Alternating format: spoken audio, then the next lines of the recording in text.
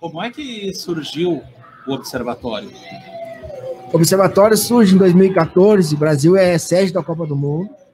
Então tem aqueles casos de racismo no começo do ano, com o Márcio Chagas, o Tinga e o Arouca.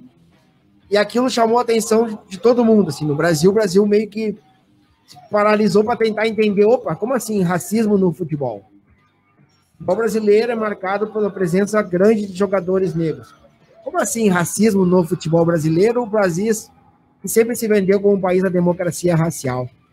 E aí eu fui tentar, dentro daquele impacto que esses casos tiveram, fui tentar entender a quantidade de casos e principalmente o desdobramento desses casos.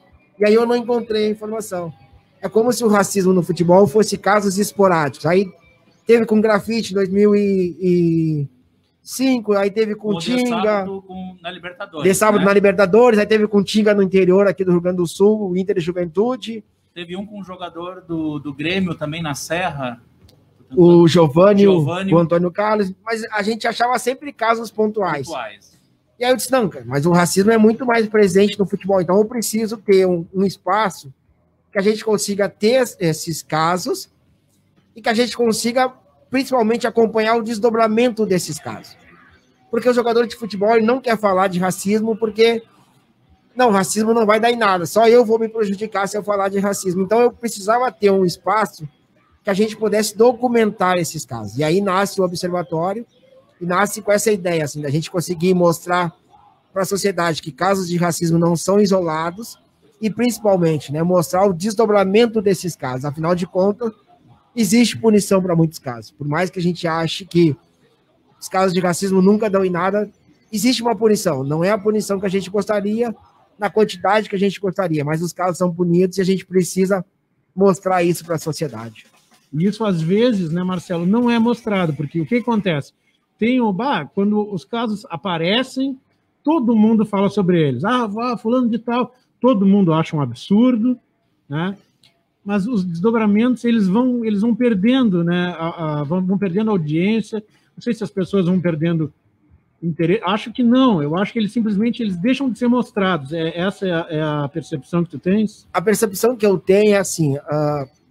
Quem traz esses casos para conhecimento da sociedade é a mídia. Sim. E a mídia hoje está pautada no clique. E aí eu participei de um evento em BH, que estava o diretor de uma instituição jornalística, e ele disse, infelizmente, o que pauta hoje a redação dos grandes jornais é o clique.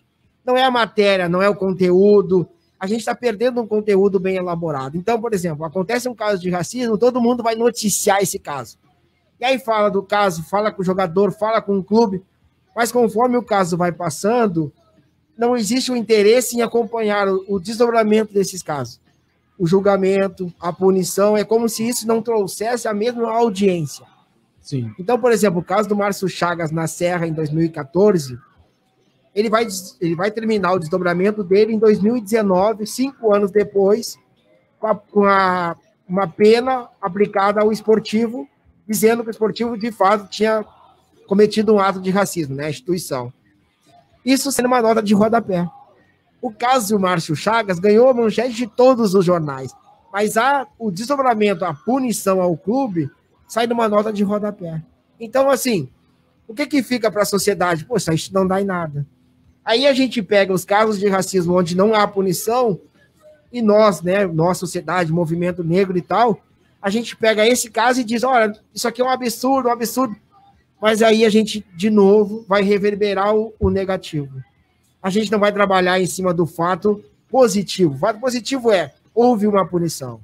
Então, o trabalho do Observatório é muito nesse sentido, assim, de tentar fazer, primeiro, que todos os casos tenham o mesmo peso.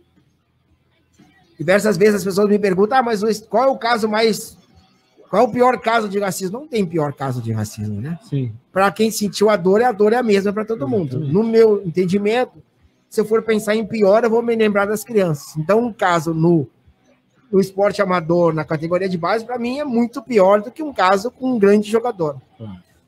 Mas o desdobramento desses casos, que eu acho que a gente precisa trabalhar muito mais a questão de espaço de notícia para esses desdobramentos. Ou vai ficar sempre essa falsa impressão de não punição, essa falta de impressão de impunidade.